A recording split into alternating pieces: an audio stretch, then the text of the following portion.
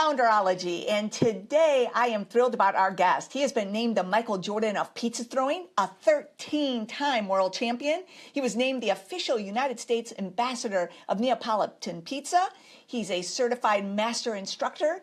And the other thing about it is that he is also a Guinness Book World Record holder 4 times over. But more than that, today he is also the founder and CEO of one of the fastest pizza chains in the United States. So it is my pleasure to welcome Tony Gemignani to our Founderology podcast. Tony, welcome to the podcast.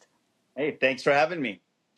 Well, it is great to have you here, Tony. And wow, we have so many congratulations on all the success and all your accomplishments. And I'm a big fan of, Slice House. I'm a very big fan, have had the opportunity to visit it, and of course, been a big fan of your pizzas for a very long time. So it is great to meet you and to meet truly a legend in the global pizza industry, to be honest with you, in the global pizza world too.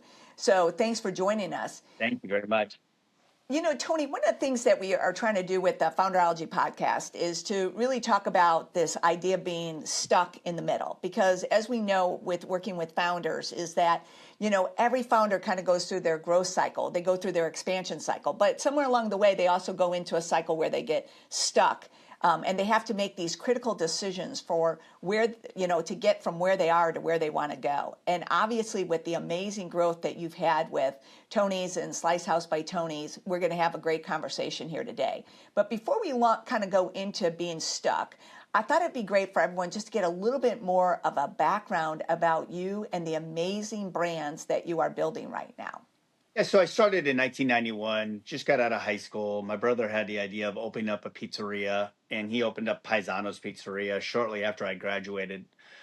That's when I fell in love with pizza. I think as a kid, you're always, in love with pizza, but when you're actually making it and it becomes your job, it's something that, I didn't know my calling was there, but it was there, and I fell in love with it. I think a lot of people are trying to figure out what they want to do in life when they're 17, 18, 19 years old, even into their 20s. I was lucky enough and fortunate enough to find out what I wanted to do. So to kind of fast forward that, I was with my brother for 17 years at a pizzeria. I wanted to do a pizzeria on my own. And, when that happened, I didn't go to college, didn't have a business plan. I had an idea, had a passion, had a love. I had a lot of ideas. And, Tony's Pizza Napoletana was born in 2009. And that location had multiple ovens, multiple styles. But before people, would say, oh, I love New York. I like Chicago. I like Neapolitan, I like Roman. Pizza is very territorial. It's very much like baseball. You like the Giants, Right. you hate the Dodgers. You love Boston, you hate New York, things like that. And in the pizza industry is very much like that. So I was lucky enough for those 17 years to travel. And when I traveled, I had a chance to experience Detroit style, St. Louis style, New York, different types of styles. And when I was able to do that, I found that it was just wouldn't it be exciting to be able to have a pizzeria that had every style practically? So for me, it was something that I wanted to launch. It was a dream come true, and that really birthed all my other locations like Slice House, Capo's, Pizza Rocks, and everything. So it was an idea that I had, and dreams do come true. A lot of people, you know, aren't allowed or don't necessarily or they're able to follow their dreams. And I was lucky enough to find a couple investors, didn't have a business plan, had these ideas, had this passion, and went for it. And that birthed a lot. That birthed Slice House, which the original Slice House is still open and it's connected to Tony's Pizza Napolitana. That went into stadiums, into casinos, into arenas. And it also birthed a lot of other concepts I have, like Pizza Rocks, Capo's, Toscano Brothers Bakery. So, it took me 17 years to get one. And then after that, I grew, you know, I guess you could say semi-rapidly, but I believe, nowadays everyone I feel like is in a big hurry. I'm glad it didn't happen on my 10th year in the business or my 15th year. I'm glad it took 17 years because it would never be what it is today if I got it too early. I know it. Yeah. So Tony, that's a very, I really appreciate you saying that too, because a lot of times people are like, I've been open a year and now I should go have 50, locations. But I am curious, you get to year 17, you get a dream, right? And then you start the journey of opening new concepts, more locations. I mean, today Slice House is on what's the trajectory of Slice House at the moment? We have about 115 or so in development with just over 30 open right now. And that doesn't include some of the licensing like deals we have in stadiums and things. So, yeah, I do feel that people are in a hurry. I feel that it's sometimes a lot of it's the school of hard knocks. You have to live and learn and you have to see what works and what doesn't.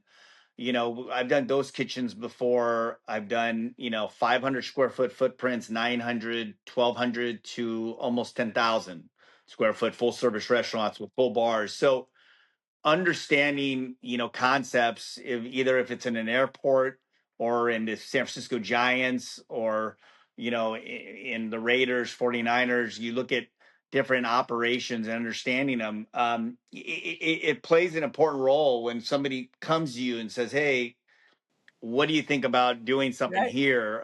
Or we have this oven, or it's this existing location, which arenas and casinos, a lot of those do Yep. have existing locations that you have to work with their systems, and they're just not going to pull. So I've been fortunate enough to get a lot of experience in from wood fired to coal to electric to gas or rotating gas. I can work pretty much any oven. Not saying that we're doing any oven in slice houses, but if there is an opportunity and there is an existing kitchen in a location, let's just say like an arena or something like that, I'm able to adapt to those systems. And a lot of people can't. They're used to one, and that's it. And that's something that I'm lucky and fortunate to have. And without those travels, without those festivals and expos and fairs and competitions, I would have really never had that experience. So it took a lot to build that. And people don't realize that you may get opportunities down the line that you may have to adapt your systems to. And if you can't adapt, it could be, you may be saying no a lot more than you want. Yeah, So. so let's unpack a few of those things because there's some really great. I'm sure you've got some very powerful insights for this. So let's take the first step of this, where you're working with your brother for 17 years and you make the decision like now I'm going to go off and I'm going to do my own. What went into your decision making process when you made that decision? Because so many founders, they're working for somebody else and they're like, I don't know, should I go do my own? Should I not do my own? What went into your decision making to go do your own? Yeah, for me, there was two things. I went to school in Italy. I learned how to, I became a master in different, Sicilian style, pizza in the pan, classic Italian, Roman style. So I did that. Even though I say I didn't go to college, I did go to pizza school, which was something I ended up opening a pizza school of my own in San Francisco. So I wanted to learn as much as I can. You have to remember, it was before you could Google it. It's before you could find it on Amazon. It was before there was, chats and blogs and all this stuff. I mean, you really there weren't books on it. It's totally different to compare to what it is now. So there was a lot of that, and it was like, okay, am I gonna be the only pizza maker, and I'm going to make Neapolitan, and I'll do the marinara, margarita, kind of like Don Michele does in Naples, Italy, or am I going to kind of showcase what I learned over all these years and all the styles and it was kind of going back and forth. Which one should I do? And then, I talk about my wife. My wife was a big part of the stability and saneness, I guess, when it comes to me. And I would throw ideas to her because a lot of people in our industry, I would say almost all of them didn't really get it. You don't want to do all these doughs. You want to have all these Right. ovens. What do you want to do out of this place? Don't you want to do one or two styles? Everybody kind of turned it down and nobody really understood it. And she was one that was like, hey, do what you think's right, do what you think that will work. And I said, well, nobody's done it before. It's hard to be able to create something like that people don't understand. They say whys and whats, and the whys and whats, when you get those in life and you're excited about something, why do you want to do that? What do you want to do that for? And those are the things that can detour you from your path. And I feel like there was all of that. So I'm lucky I had her there. And I said, you know what? I'm going to do all the ovens. I'm going to do all styles. Then you're like, okay, what footprint could work? I want to have them all laid out, all these ovens and in this kitchen. And it really, for me at the time, I couldn't find a layout that worked like that.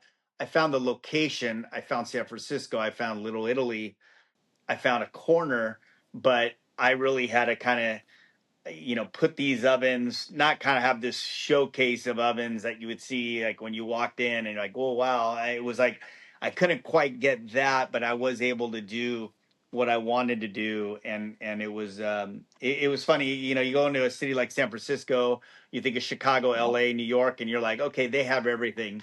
And San Francisco didn't have coal ovens, they didn't have this type of flour, they didn't have wood boxes, they didn't have these ingredients or an Italian beef sandwich or things like that people around grew up with. Right. So creating that in a big city and bringing styles that people maybe grew up with but didn't exist was something that was exciting to me, to dropping New Haven peppy style pizza in front of somebody that grew up in New Haven, and they'll be able to say, wow, I haven't had this in 20 years. And it's almost the same, it's like, other than being in New Haven. So having that kind of, I think that's important to the concept. And then also, you have a conversation piece with your customers. It's not just the hellos and goodbyes. It's talking about, pizza and what they grew up with, and being able to reflect and talk about it. Or I was there too, and I think that's important to the culture. That's important to the Right. brand. That's important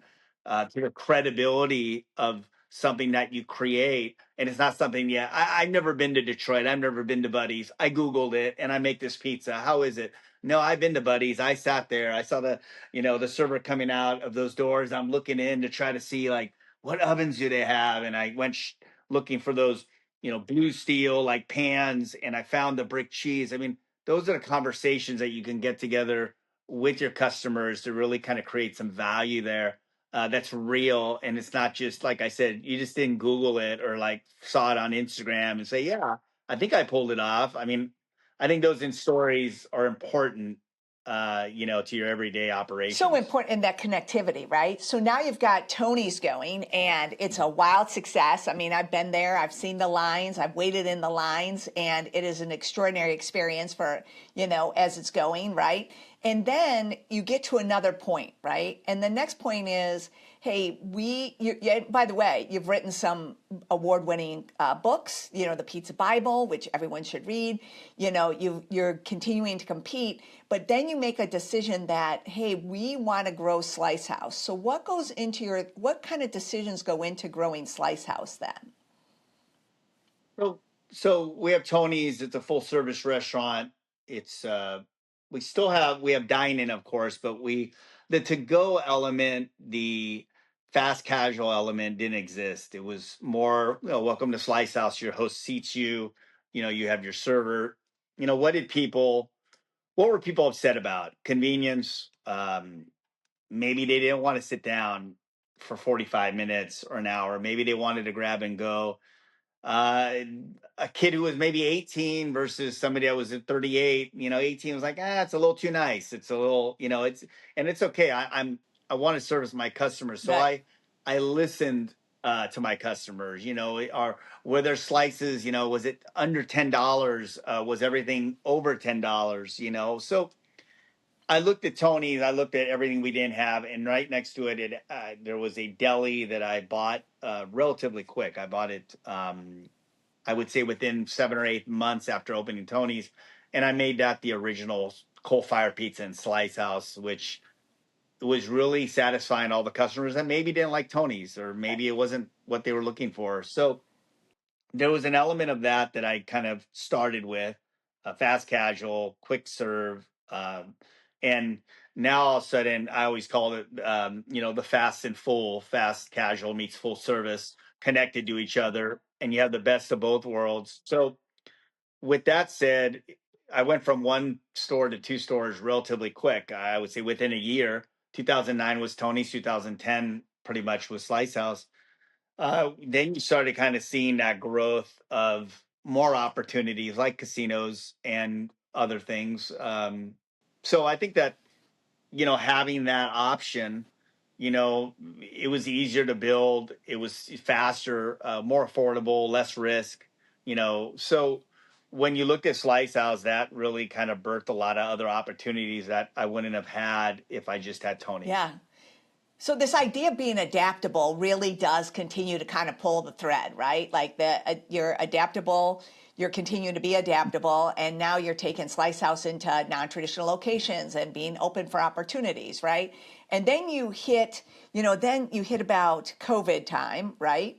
And you're going through COVID, and how does COVID then? Because for some people, it accelerated. For other people, it was a derailer, but for other people, they innovated. So how was that? What kind of decisions did you make at that point? Because now you've got momentum going, right? So now what happened? Yeah, COVID was an interesting time. I had Pizza Rock that was like Tony's on steroids, Vegas, 9,000 square feet, truck in the middle. So it was like, I think we're going to expand that concept. My partners in that area, I had a licensing division at the time. I had an own and op, and then I had some partnerships and some other concepts. So I had three divisions before the franchise division. So COVID hits, and all of a sudden the big box restaurants were getting a little beat up. It's hard. There was a lot of dining rooms that were closed. You had to depend on to go and delivery, and all of a sudden these smaller concepts that we had, and we had a few of them. The slice houses did extremely well, so it was like, okay, that was interesting. During COVID, like literally right at the beginning, because I was already thinking about it, I said, why don't I make it a little easier that if you come in, you could choose your style, choose your combination. And rather than we have our Detroit combinations or Sicilian combinations or grandma combinations, let me go ahead and say, hey, choose your combo, so I can get a Calitalia, let's say that pizza, or a combo pizza in any of those different styles, which we offered several 12-inch, 20-inch, grandma, Sicilian, Detroit. At that time, I was looking at our existing concepts and saying, I want to change it. And that was a big overhaul, but just to let you know, it was extremely big. And at the time, all of a sudden COVID hit, and nobody really knew what COVID was going to be like. And then all of a sudden it hit, and it continued, and it continued. And in the middle of it, we said, well, these are doing extremely well. Why don't we look at franchising it? So in the middle of COVID, we got consultants, we got attorneys, we became a franchise. And right when COVID sort of, ended, we came out of COVID as a franchise. And it was an interesting time because people say, oh, the rise of Detroit style, the rise of pan pizzas, the rise of certain styles in the industry became very popular during COVID. Right. Well, if you had options and you were a restaurant or pizzeria, you're ordering third parties, not like one day a week, you're ordering 5 to 7 days a week. Right. And you'd be on your phones and be like, looking, okay, well, let's try this combination. We haven't gotten this one before. And you got tired. You tried new places, you tried new combinations. And all of a sudden, people started trying Detroit, if you had it on the menu, started trying Sicilian, grandma. And it was like, oh, it became their new favorite. So Right. if you were a concept that was deliverable, you had a great to go, you had options. All of a sudden, you saw these concepts become very, very hot quickly, and the other ones that didn't have the options or didn't have the styles, all of a sudden you like kind of they exited, and you're like, okay, now we became their new favorite. So it was lucky. I was lucky enough that I did that change, and then we became a franchise. We kind of came out of it, and it was all like, wow, this is a great concept, and they're doing better than they were pre-COVID. People were looking for something new. People were looking for career changes, following their passion. A lot of people came to me and said, hey, I've always wanted to do pizza. I was in the real estate market. It crashed. I didn't do good in it. And I want to follow my dreams. People started like changing, like what they want to do. I did a complete, Right. 360 and said, I want to do this. So it was an interesting time. We could be at 500, we could be at 1,000 easy. We said no more than we said yes, because we wanted to be smart about it, wanted to build the teams, the infrastructure. And listen, I was a guy that was this independent operator, this voice of the industry that I probably said 10 years ago I would never franchise. And Right. I was just independent guy. And then I started my school. I started teaching. A lot of my employees, students, opened up very successful restaurants. I started to license. I started a license, which licensing is, I give, you get a percent back if I license it to an airport or to an arena, and I'm training this group. So, was it like a franchise? Very much so. I was already doing it. I just didn't realize that it was very much like it. I mean, of course, it's different, but for me, I was already saying, like, I'm already training, and we're doing thousands of pizzas a day at these arenas and stadiums or casinos. And I'm like, why don't we take a chance and do it? And there's something about me that is, I never say that. I wonder what would have happened if I would have done this. I usually actually do it and I see what happens. So I'm not Tony, afraid to take chances yeah. and, So, Tony, I so wanted to ask you a couple questions though, because you're really giving us a lot of great information, which is phenomenal. But I have to ask this one question because I'm sure people are thinking about it. Here you are, a true craftsman in pizza. Like even when you describe your story, you went to school in Naples. You're one of only a handful of people that got the recognition that you did for your artisanal craftsmanship of pizza, and then you're staying with it, and you're in it, and you're working and you're teaching everyone. But as a founder, one of the things I hear a lot is, I don't think I want to let control go of my control. If I franchise, these people could take what I have spent my whole life and career, building, and they could just take it in another direction. So I want to just kind of take a step back into that and ask, what decisions were you making? Because it had to be, because so often founders are in such conflict. Like, franchising is a great business model if you believe it's a great business model, right? But I think founders so often are like, oh, there is no way anyone can reproduce what I'm doing. There's no way anyone, I cannot leave my whole life's craftsmanship up to these people. So can you kind of share what made you decide to do something that, even to your own point, you were saying you weren't ever going to do, and then you're going and you yeah, do it.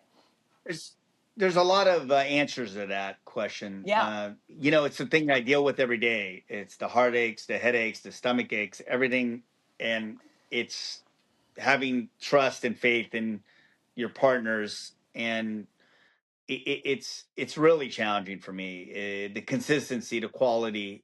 I could control most of the purchasing of, meaning what they purchase, what they're getting, who their distributors are, what they're buying, but the consistency is something that I think is the biggest challenge for me and for us to be able to handle, because I am a bit of a perfectionist. I compete. I want to win. I mean, it's from playing soccer, being my dad, being a coach. But then my dad was a coach, and he coached me, and I understood the coaching side of it, and understanding that we're coaching, and the team that I started, World Pizza Champions that I founded, to the school that I did, which ran for 15 years, and people went off and opened up restaurants. And I always said it wasn't a big secret. A lot, back in the day, it was like, oh, what's your secret recipe? Oh, I'm not going to share it with you. Oh, it's like, but for me, it's what's on the inside. So, do I deal with day to day operations being inconsistent? Yes.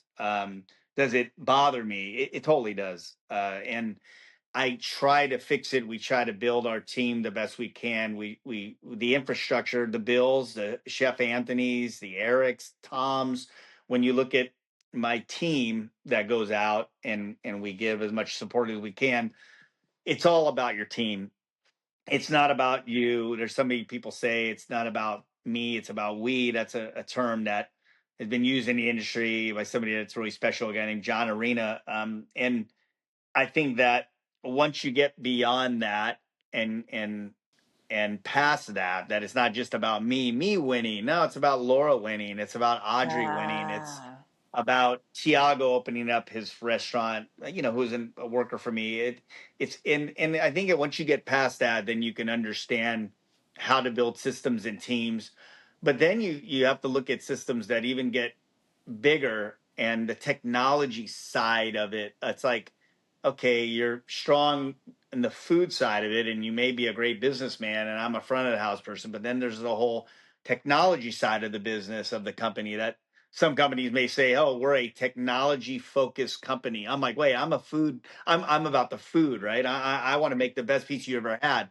Yeah, but do you have the app and the rewards program and the integration and the data mining that you really need to make it a well-rounded company?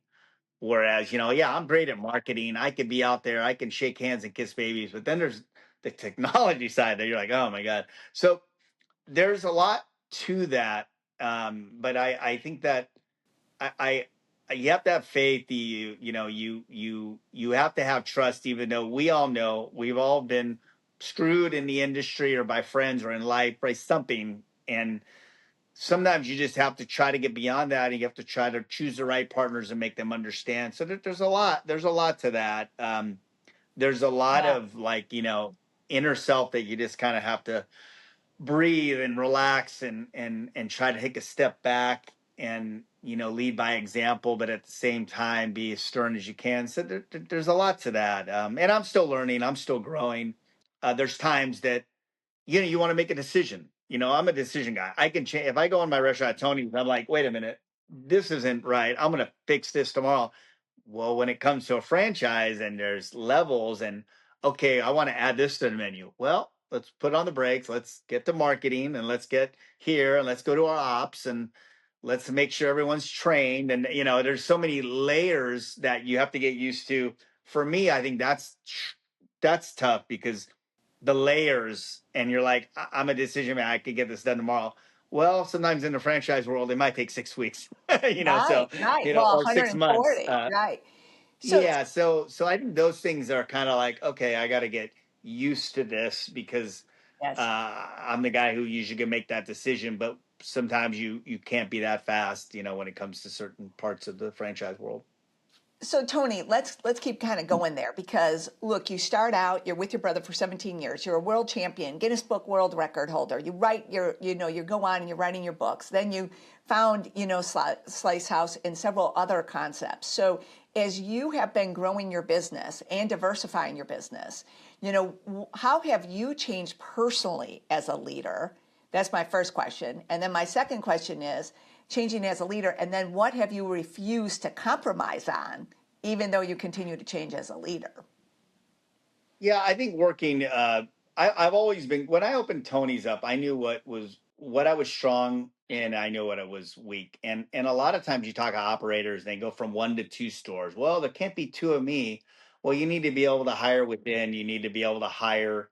You have to be able to be strong in certain areas that you're weak, and you have to be able to understand that.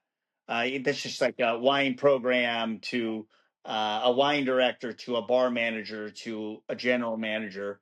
And when you look at that, when it comes to, restaurants, you need to understand that in the franchise world, what you're not strong in. But at the same time, I don't sacrifice on the quality. If you look at my manufacturers, I have great relationship with my manufacturers. A question that came up was, are you worried about getting certain products? No, I wasn't. I have great relations with my manufacturers, and that went into my distribution. And distribution channels came up a lot. It was interesting because I guess as these other franchisees would talk to other franchises, they would talk about distribution channels. And then I'll say my grandes, my Stanislaus, my cheese, my flour, my core ingredients from prosciutto de Parma, that's Ferrarini that gets imported in, my Parmigiano Reggiano that's at least so many months age. So there are specifics that I don't change. But have I looked at operations and looked at, hey, this labor component, which everything is labor, is really high in all of our stores. It takes X to make this, and I've looked at that, and I've created some pre-sliced links that save 2 hours of labor every day, 7 days a week. So I've gotten together with the Fontaninis out there, the Hormels out there. I've gotten together with some different companies out there to say, hey, I need to create something that doesn't exist. It's in all my operations, and I've been fortunate enough to be able to go to them and say, I want to work on this line, and I want to be able to implement it within my systems, and I don't want to sacrifice the quality. So I've done that for a number of things. I mean, we still make dough, we make starters. There's things that we mix dough in every location. It is a very scratch concept, but I do look at, hey, what can streamline and make it easier that it isn't so scratch that it's just killing us on labor. So I Right. try not to sacrifice on quality. I keep my core ingredients. I always have. I've had the same ingredients for 35 years. I I love almost it. haven't switched my base. And I started off with a good base. Have I improved my dough? Have I improved certain things? Yeah, 150%. Even and the technology of ovens and things like that. But I really don't steer away from quality. I'm pretty stern about that. I do try to make it a little easier for the franchisees and my own operations, and at the same time I really try to hire where I know I'm not strong in, and it's okay to ask for help. I tell a lot of my crew, like, when you look at like teams, it's about teamwork, and a lot of people think you have to have the best baseball player to be on this team, to be the best, and a lot of people haven't won the World Series that way by having some of the guys that are the best, and they need to understand that it's okay to ask for help. It's not a sign of weakness, Right. and people need to understand that. And I think when you're a founder, you kind of come in, you're like, I got to do this, I got to do all this. No, you don't have to do all this. So it's important to understand that people don't see that in life. They think that they're the ones that have to press all the buttons and get all the calls, but it isn't. It's not. Well, that's where I want to ask the next. So I really appreciate this because one of the things that's kind of coming out through every part of your journey and the decisions you've made is staying adaptable. But also staying true to your core. Like you're not compromising on your core ingredients, but yet you're trying to innovate new ways to make it more efficient, more effective, and build systems to support people in their success. And I definitely love the we over the me, because it helps with the kind of the calming down of some of the things that sometimes letting go as a founder can kind of rile you up a bit. So as you look at your role now, as you're getting ready to move from where you are with Slice House to its continued your vision for Slice House, how do you see your role evolving as you go to the next level of success with Slice House? Well, it's about the hiring, and I think that the chefs in the front of the houses that are really important for me as we grow. I mean, the marketing side of it is very important. The selling part of it is important, but I like I said, we can sell. It's like we're going into new states soon, and we're advertising and marketing there. We had to put on the brakes for, I believe, over a year just so we just didn't sell. So, which, because it was just like, we're growing a little too quick. Let's go ahead and make sure that we're doing the right job with what we're opening now. So I think for me, you know, really trying to hire enough of the training team to really give the support. You open, do you have that continued support from our franchise? That's important to me. And I think the ops, that side of it, the ops, which we have been building, which we have been, looking at. We've been looking at working with modern training on different types of video training that I'm training the videos, and you can, as a employee or franchisee, can go back and refer to.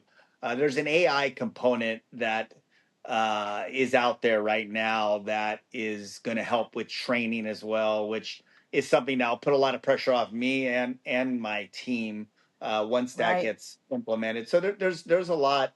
Another thing is too is building your restaurant for tomorrow. A restaurant that can't adapt to change is a dying restaurant. We've created a curve, so when we go to a market, it's like, what style do you like? Do you like vegan? Do you like gluten free? Do you like vegetarian? So when you look at the diversity of a menu or a diversity of a kitchen, you think of the guys that like, oh, the 80s and 90s. Oh, that's like the 90s pizzeria. I never want to be the 90s pizzeria, that a model that just can't adapt. And models, those franchises or chains that are having trouble right now are the ones that really couldn't adapt to change. They weren't ahead of the curve. They're starting to add new styles in just to compete with everybody that's coming. So I built my model for the next 25, 50 years. I didn't build it for like what's going on today. And so I feel like a lot of concepts are catching up to us. And that's how I built Tony's. That's how I built Pizza Rock. And that's how Slice House really is. Yeah, that's really good. That is really, really good. So Tony, I love this idea that, the me versus the we, being adaptable. I love the idea of building your restaurant so that it's relevant, so it stays relevant. Because I do think that's where people kind of have been left to the wayside because they just got so stuck on, like I have this is it, and I've got to do this. And it's like, wow, the world's changing fast. So Yeah. when you think about your vision for Slice House, what's your ultimate vision for Slice House? My vision is to continue the quality that we have now and to really show, I love it. to show like my peers, the world, whatever, that you can make quality pizza and still be a chain or franchise and be considered, one of the best. And, all of a sudden you become too many and all of a sudden you're not good anymore, right? It's, oh, they have too many. I want to get that. I want to get that out of the, not so much the consumer's mouth, but maybe out of the industry as well. So I think that's important to me. It's hard. It's a challenge. Every market's different, and so like they're not all grand slams. You think like, oh yeah, he's hitting all the park. It's not always about that. It's the ones that aren't working. How do you make them work? Why didn't it work? Did we have enough data? It seemed like a great market. The average income was there. You looked at everything. You shot it through the system. It came back as an A, B plus location, but it's not working. So you're like, you always get pushed back. Like I said, sometimes you'll strike out, and you're like, that's the Right. ones that are hard for me to accept because I'm like, okay, did we do something wrong? Was it just the wrong research, or what is it? So I think that's interesting when you get put in your place once in a while, and it does. And I don't advertise the bad. I talk about the good. I'm positive. In social media, I'm not. What do I need here? What can you help me with this? I don't do that. It's my son. It's sports. It's an opening. It's me making pizza, and I don't want people to be around the negativity. That's just me and how what I do. But there is things. There are hard days. There are bad days. A lot of them. And I think that growing a concept nationwide, showing the public, the people, the industry that you can have a quality brand that has 500 stores or 1,000 stores. I think that's important to me. Yeah. So yeah, yeah. I've been able to do it I, so I far. So yeah. No, I love um, it. I love the fact that you want to grow based on quality. You want to bring, you want to have successful franchisees. And I think it's the real truth of it. Everyone thinks growth is easy. Like, I'm just going to grow. And that's because, that's why we have the Founderology Growth Summit, that we do every year where we bring together visionary restaurant founders for 2.5 days, because it's a place where founders can talk about not just the growth, but also, being stuck in the middle. Also, like, oh my gosh, I wish we wouldn't have picked that spot. But you don't have to feel alone about it. It's a community that understands that growth is not for the faint of heart. But when you do grow and you have successful people growing with you, it's one of the greatest things ever. But those good days and those bad days sometimes can run very close to each other. yeah, So no, you're I was 100% curious. right. Yeah. Yeah, I was curious, Tony, if there's a founder out there that right now really, considers themselves a craftsperson, considers themselves artisanal, really is very, very focused on not letting go of control, what would be the one piece of advice you would give them? Because you obviously have demonstrated this time and time again. Yeah, I think the part of being able to make an executive decision right away and not being able to do that, I think that has always been for me like, come on, I mean, really, and I'm being honest, like, what do we need to do? Why we have to wait for So I think the decision makers out there, the ones that are like that, which I am, and I'll fix something, I'll address it right away.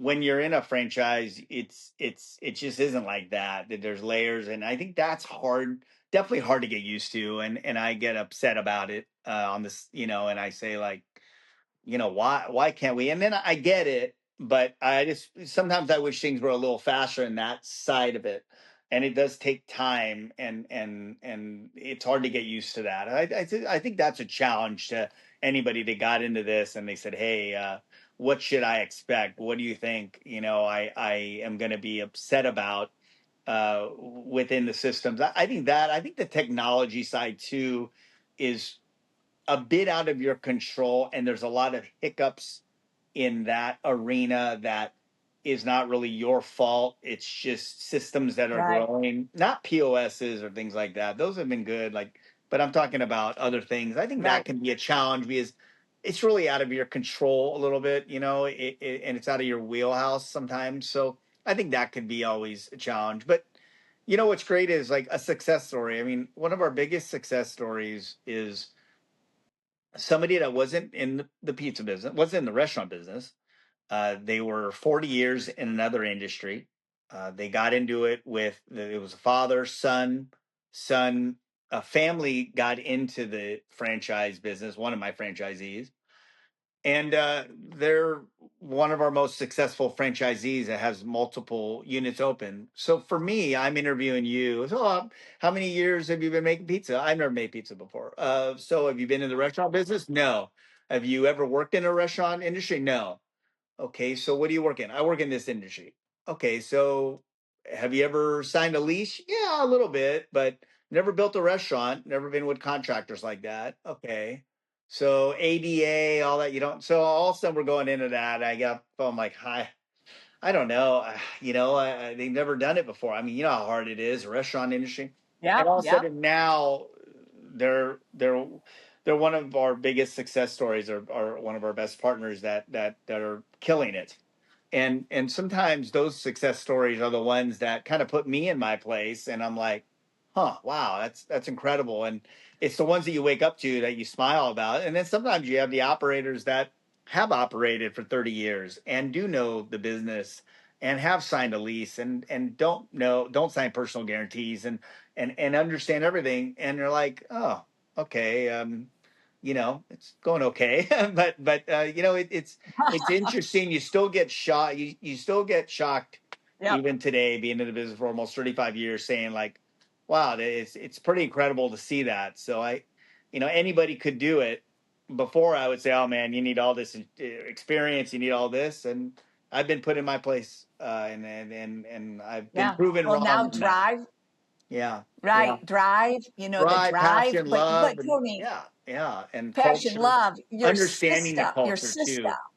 Yeah, Yeah. you're a Your systems, franchisee. your It's your processes. place. Yeah. You want to, Yeah. you want to be. I want you to be the founder. I want you to be the person out front.